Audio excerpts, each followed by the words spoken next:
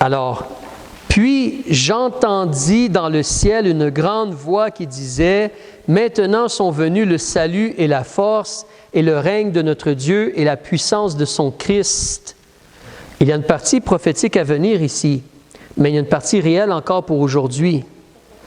L'accusateur de nos frères, qui les accusait jour et nuit devant la face de notre Dieu, a été précipité.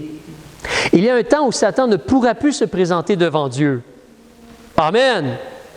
Mais pour l'instant, il peut se présenter devant Dieu. Il l'a fait avec Job. Il s'est présenté devant Dieu. Et quoique je ne connais pas tout, c'est particulier de voir en Job, Satan se présente et il cherche une façon de nuire.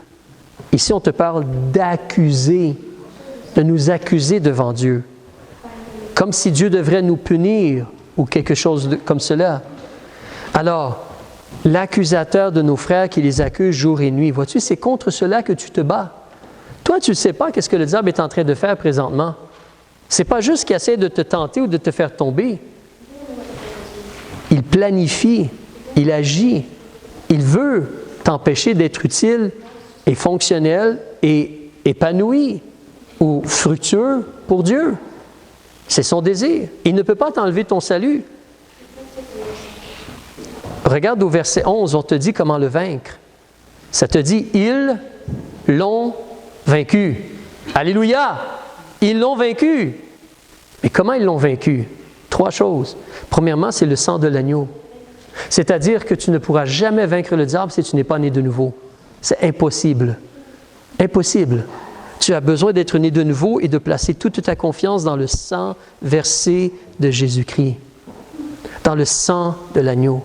Ce n'est pas est-ce que j'ai été baptisé, est-ce que je vais à l'église, est-ce que je suis une bonne personne, est-ce que mes parents sont chrétiens, est-ce que moi je crois en Dieu. C'est pas cela. C'est est-ce que tu espères dans le sang versé de l'agneau comme étant la seule chose qui peut te justifier. C'est comme Jonathan a choisi le cantique, mais c'est la réalité, rien que le sang de l'agneau. Alors, nous devons regarder notre cœur et notre vie. Ou si nous sommes jeunes, justement, comme dans une famille chrétienne, est-ce que toi, tu as choisi d'espérer dans le sang de l'agneau? Est-ce que toi, tu as placé ta confiance et tu as demandé à Jésus d'être ton sauveur personnel? Est-ce que le sang de Christ est spirituellement sur toi? Parce que par le sang, tu peux vaincre. La deuxième chose, il te dit que c'est par la parole à laquelle tu as rendu témoignage. Les paroles de Dieu, les promesses de Dieu, les vérités de Dieu. Comme je disais, on a un gros avantage sur Job. Job, il ne pouvait pas... Oh, il m'arrive une épreuve. Ah oui, c'est vrai, dans le livre de Job, ça dit que Satan fait des choses comme cela. Il ne peut pas faire cela. C'est lui, Job. Le livre a été écrit après. Il ne peut pas aller lire les psaumes. Il ne peut pas aller lire les paroles de Jésus en Jean. Il n'a pas cela. Mais toi et moi, on a le complet de la Bible. On a toutes les paroles de Dieu. Et les paroles de Dieu, c'est notre épée, l'épée de l'Esprit. L'ennemi va venir, l'ennemi va essayer de souffler des pensées, des idées, des réactions. Mais nous, on doit se rappeler les paroles, les promesses, les déclarations de Dieu et les réclamer, aussi attacher, placer notre foi, notre confiance dans ce que Dieu a dit. Les paroles de Dieu sont essentielles. Donc, ils l'ont vaincu par le sang, par la parole de Dieu. La troisième chose, c'est quoi? On est en train d'en parler ce matin. Si vous gardez votre doigt là, moi je vais juste vous relire sans faire une erreur ce que Jésus a dit en Matthieu. Vous pouvez lire la fin du verset 12 et on va le regarder ensemble et terminer.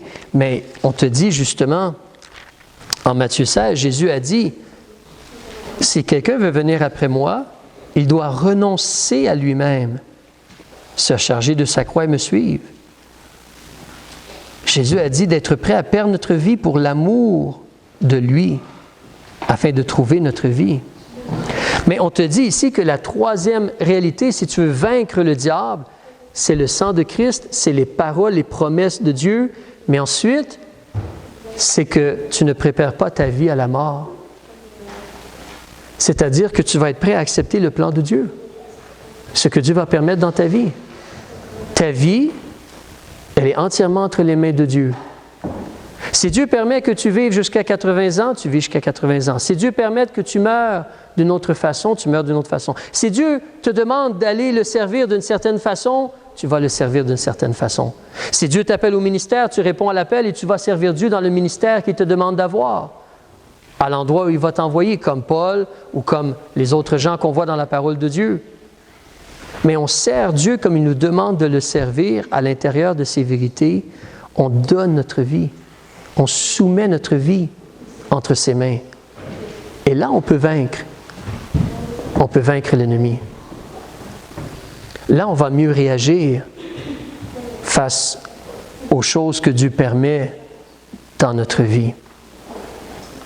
Peut-être des maladies physiques. En passant, toute maladie n'est pas nécessairement parce que Satan a demandé de vous rendre malade. Ce n'est pas une réalité. Des fois, Satan a une capacité pour Dieu permet, il donne une maladie, il inflige une maladie. Mais la réalité, c'est que des fois, la maladie, c'est vraiment un jugement de Dieu. Vous lisez dans la Bible, vous allez voir. Il y a des gens qui sont devenus lépreux parce que c'était un jugement de Dieu. Il y a des gens qui sont morts parce que c'était un jugement de Dieu. Donc, la maladie n'est pas toujours « Ah, Satan, il fait des choses ». La maladie, des fois, c'est un jugement de Dieu, puis des fois, c'est les choix qu'on fait dans notre vie. Si je fume la cigarette pendant 50 ans, il est fort probable que j'ai des problèmes de poumons. On appelle ça « je sème et je récolte ». Vous comprenez cela, les fermiers, je pense.